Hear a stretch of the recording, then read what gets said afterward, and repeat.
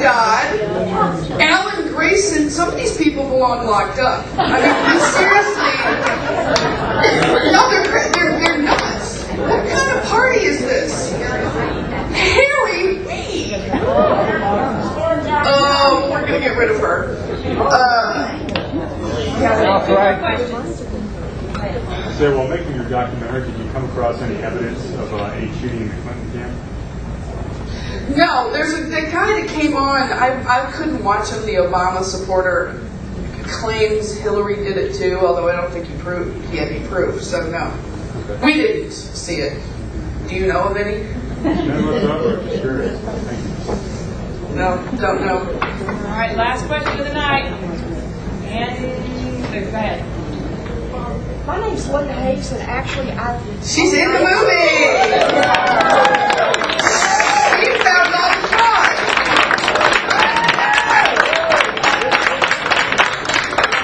I had to work late until 7 o'clock, but I don't know where to begin, but You use the microphone. Yeah.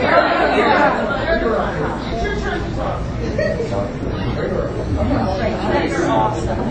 Thank you so much. Thank you for what she did.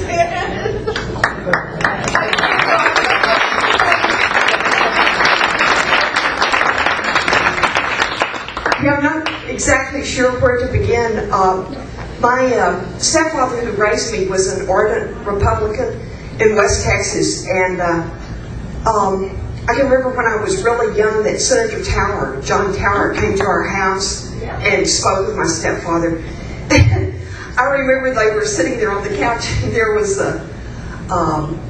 like a very attractive lady with Senator Tower, and I said, "Mom, who is that?" She said, "Shut up, that's his secretary." Oh, okay.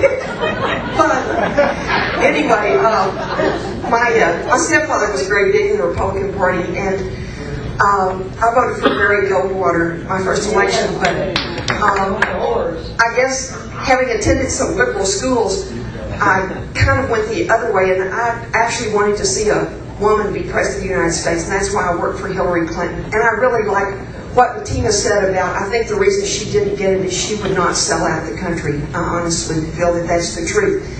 And I just put my whole self into working for her campaign. We worked day and night with some really, really nice people. And I was a delegate for Hillary Clinton to the state convention in Austin. And I saw corruption all along the way. I actually have still some of the voter registration material, and we filled a room almost as big as this. We actually got all the records and poured over them and had lawyers, and we tried to file complaints with the DNC, about Texas, and they wouldn't even listen to us. They would not even acknowledge that we existed. It was like corruption. There were no rules. There was no rule of law.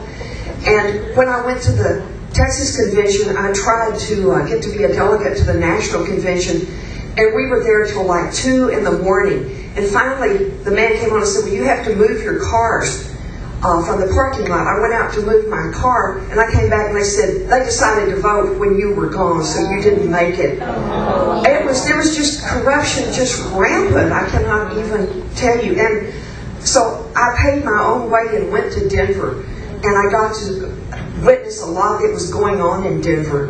And I was also with the Pumas, and I went to the Puma convention that was held in Washington, D.C. And I got to meet somebody who I think is really brilliant, is Mr. Webster Tarpley. Webster Tarpley wrote a book several years before we even heard of Obama, called Obama, the Postmodern Coup.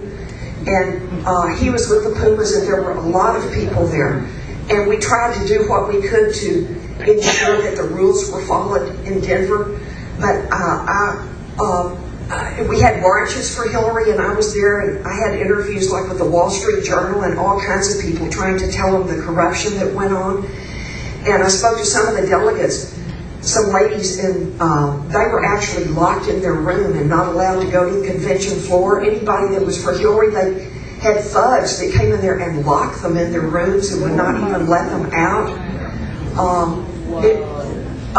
it was just a travesty. I was just very, very naive, I think. But there's a criminal element that is now running this country, and we all need to stand for a rule of law and a rule of running our conventions. And I'm unsure. I'll probably come back to Republican Party or Libertarian, but I'll never go along with the Democrats that are up there now that are running things. Never. I have a question, actually, Mark. Yes, sir. I was curious what you guys thought about the fact that Fox News put you on, and no mainstream media put you on. That you're in a room full of conservatives right now listening to it. What do you guys think about that? Being Democrat? Don't ever call me. No? Well, For a recovering Democrat, former Democrat. Well, I think Fox has tried to show themselves as the loyal opposition to a lot that's going on in the Democratic Party. Although if you really look into it, it's owned by Rupert Murdoch. And so who knows with Rupert Murdoch? He's kind of in bed with the people at the top. So I really don't have a clue. I don't. I have an answer to that.